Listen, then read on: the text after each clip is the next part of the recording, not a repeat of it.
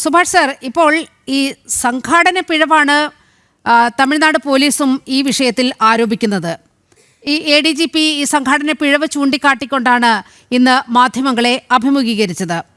500 പോലീസുകാരെ അവിടെ ഡ്യൂട്ടിക്ക് നിയോഗിച്ചിരുന്നു. ഒപ്പം TVK ഉന്നയിക്കുന്നത് പോലെ കല്ലേറുണ്ടായില്ല, ആംബുലൻസ് അവിടെ എത്തിയില്ല എന്നുള്ള ആരോപണങ്ങളൊക്കെ പാടെ നിഷേധിച്ചുകൊണ്ടാണ് പോലീസ് അവിടെ രംഗത്ത് വന്നിരുന്നത്. പോലീസ് വളരെ കൃത്യമായി സംഘാടന പിഴവാണ് എന്ന് ആരോപിക്കുമ്പോൾ അവിടെ ഉത്തരവാദിത്തപ്പെട്ട പോലീസിന് ഇതറിയാമായിരുന്നില്ലേ എന്നതാണ് ചോദ്യം.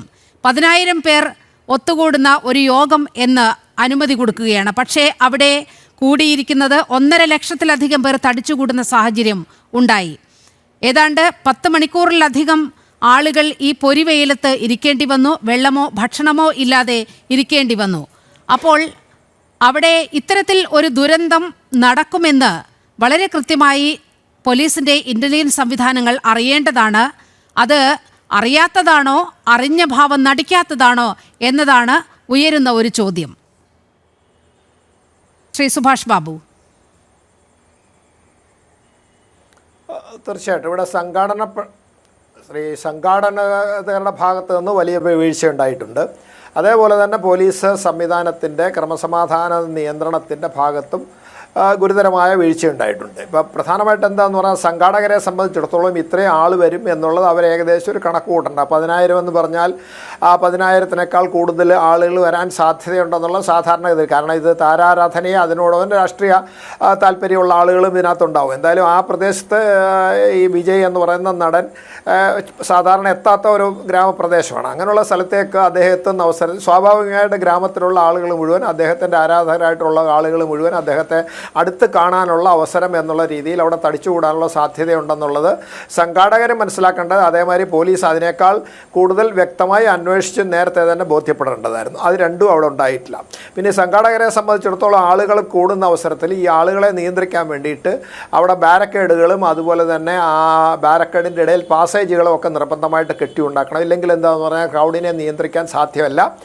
പിന്നെ ഓൺ റഷ്, അതായത് ക്രൗഡ് മുന്നോട്ട് തള്ളിക്കഴിഞ്ഞാൽ എന്താ ഉണ്ടാകുന്നതെന്ന് പറഞ്ഞാൽ ഒരാളുടെ കാല് ബാലൻസ് തെറ്റി താഴെ പോയി കഴിഞ്ഞാൽ അതിന് ചുറ്റും നിൽക്കുന്ന ആളുകൾ ഒന്നായിട്ട് ആ റഷിനകത്ത് വീഴുകയും അത് താഴെ പോയി അതിൻ്റെ പുറമെ ആഴുന്ന ആളുകളൊക്കെ അതിൻ്റെ മുകളിൽ ചവിട്ടുകയും പിന്നെ ഇവർക്ക് എഴുന്നേക്ക് വയ്യ ശ്വാസം മുട്ടി മരിക്കുകയും ചെയ്യുന്നതൊക്കെ സാധാരണയൊക്കെ സ്റ്റാമ്പീഡ് നമ്മൾ പറയുന്നത് സാധാരണ സംഭവിക്കാവുന്ന, പ്രത്യേകിച്ച് 1.5 ലക്ഷം ആളുകളൊക്കെ അവിടെ തടിച്ചുകൂടിയിട്ടുണ്ടെങ്കിൽ ഇത് അതീവ ഗുരുതരമായ ഒരു ക്രമസമാധാന പ്രശ്നമാണ്. പോലീസിൻ്റെ ഭാഗത്ത് ഗുരുതരമായ വീഴ്ച സംഭവിച്ചിട്ടുണ്ട്. കാരണം പോലീസ് തന്നെ കാണിച്ചു കൊടുത്തൊരു സ്ഥലത്താണ് ഈ മീറ്റിംഗ് നടന്നത്. അപ്പോൾ പോലീസിൻ്റെ ഉത്തരവാദിത്വം കൂടുന്നുണ്ട് ഇവിടെ. കാരണം ആദ്യത്തെ സ്ഥലത്തൊക്കെ ഇവരെ പറയുന്നതനുസരിച്ച് 10,000 എന്ന് പറഞ്ഞു 10,000-നേക്കാൾ കൂടുതൽ വരുമ്പോൾ സംഘാടകർക്ക് അതിനെ നിയന്ത്രിക്കാൻ പറ്റില്ല. അങ്ങനെ സംഘാടകരെ നിയന്ത്രിക്കുന്ന സാധ്യത പോലീസാണ്. കൂടുതൽ ആളുകൾ വരുന്ന അവസരത്തിൽ പോലീസ് ഏതെങ്കിലും മാർഗ്ഗേണ, അതായത് ബാരക്കേഡ് വെച്ചിട്ടോ അല്ലെങ്കിൽ വളരെ ശക്തമായ രീതിയിൽ പിന്നെ ദൂരെ നിന്ന് വരുന്ന ആളുകൾക്ക് താക്കീത് കൊടുത്ത് അവരെ അതിൽ നിന്ന് പിരിച്ചുവിടണം. അവിടെ വലിയ പിന്നെ ആൾക്കൂട്ടമുണ്ട്. ആൾക്കൂട്ടത്തിൻ്റെ അവിടെ ഇതേമാതിരി സ്റ്റാമ്പീഡൊക്കെ ഉണ്ടാക്കും. അതുകൊണ്ട് ആളുകൾ അങ്ങോട്ട് ചെല്ലരുത് എന്ന് പറയണം. പിന്നെ അവർ കാത്തു നിന്നിട്ട് മണിക്കൂറുകളോളം താമസിച്ചു. അപ്പോൾ സംഘാടകരെ സംബന്ധിച്ചുള്ള അവർക്ക് വെള്ളം കൊടുക്കുക, ഭക്ഷണം കൊടുക്കുക എന്നുള്ളത് സ്വാഭാവികമായിട്ട് അവരുടെ ഉത്തരവാദിത്തമാണ്. അതിലവർ വീഴ്ച വരുത്തി.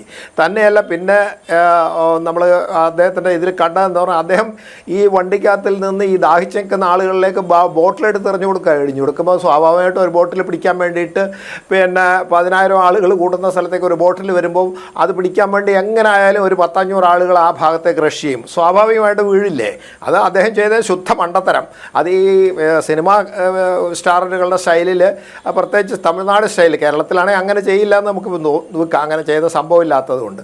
അപ്പോൾ അതൊരു വലിയ വിഡിത്തരമായിപ്പോയി. അതൊരു കാരണം. പിന്നെ അതോടുകൂടി എന്ത് ചെയ്തു എന്ന് വെച്ചാൽ ഇദ്ദേഹം അവിടത്തേക്ക് വരുന്ന അവസരത്തിൽ ഒരു മരത്തിൻ്റെ കൊമ്പൊടിഞ്ഞിട്ട് ആളുകൾ താഴെ വീഴുകയും അത് എന്താണെന്ന് മനസ്സിലാക്കാത്ത ആളുകൾ 4 പാട് ഓടുകയും അവിടെയാണ് ഏറ്റവും കൂടുതൽ പരിക്കും അവിടെ നിന്ന് ആളുകൾക്കാണ് ഏറ്റവും കൂടുതൽ മരണവും സംഭവിച്ചതെന്നാണ് പറയുന്നത്. അപ്പോൾ എന്തായാലും സംഘാടനത്തിൻ്റെ പിഴവ് വളരെ ഗുരുതരമായിട്ടുണ്ട്. അതുപോലെ തന്നെ പോലീസ് ഉദ്യോഗസ്ഥന്മാരെ സംബന്ധിച്ചിടത്തോളം പോലീസ് ഉദ്യോഗസ്ഥന്മാരുടെ പ്ലാനിങ് തെറ്റി, ബന്ദോബസ്ത് സ്കീം അമ്പേ പരാജയപ്പെട്ടു.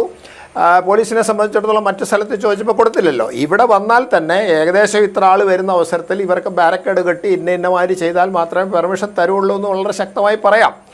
അങ്ങനെ പറയാനുള്ള സാഹചര്യം ഉണ്ടാക്കിയിട്ടില്ല. അതുകൊണ്ടാണ് ഈ പരാതിയുടെ ഇതേമാതിരിയുള്ള ആരോപണം വരുന്നത്. കാരണം ഗവൺമെൻറ് കരുതി കൂട്ടി ആവശ്യമായിട്ടുള്ള ബന്ദോബസ്ത് കൊടുത്തില്ല എന്ന്. 10,000 ആൾക്ക് 500 എന്ന് പറഞ്ഞാൽ നമുക്ക് മനസ്സിലാക്കാം. പക്ഷേ 1.5 ലക്ഷം ആളുകൾക്ക് 500 പോലീസുകാർ എന്ത് ചെയ്യാനാ?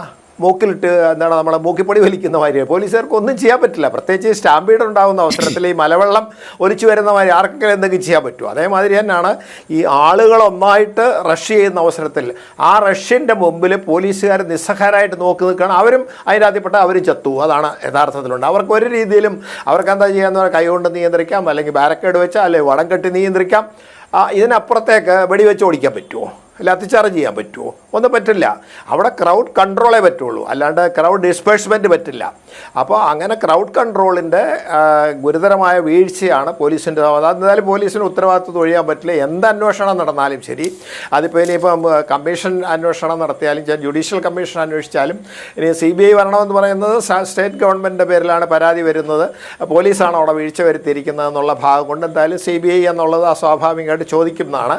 അത് വരുമോ ഇല്ലയോ എന്നുള്ളത് നമുക്ക് പിന്നീട് കണ്ടറിയാം. എന്തായാലും അതിനകത്ത് ഒരു ജുഡീഷ്യൽ എൻക്വയറി വന്നാലും രണ്ട് ഭാഗത്തും തെറ്റുകളുണ്ടെന്നും അതുപോലെ തന്നെ ഇത്ര കൂടുതൽ അപകട സാധ്യത ഉണ്ടായതിന് ഉത്തരവാദിത്വം പോലീസിൻ്റെ ബന്ദോബസ്തിൻ്റെ അഭാവം ആണ് എന്നുള്ളത് നല്ല അതിന് ഒന്നാന്തര ദൃഷ്ടാന്തമാണ്, അവിടെ വീഴ്ചയുടെ ഒരു ദൃഷ്ടാന്തമാണ് ഈ സംഭവം എന്നാണ് എൻ്റെ അഭിപ്രായം. ഓക്കെ.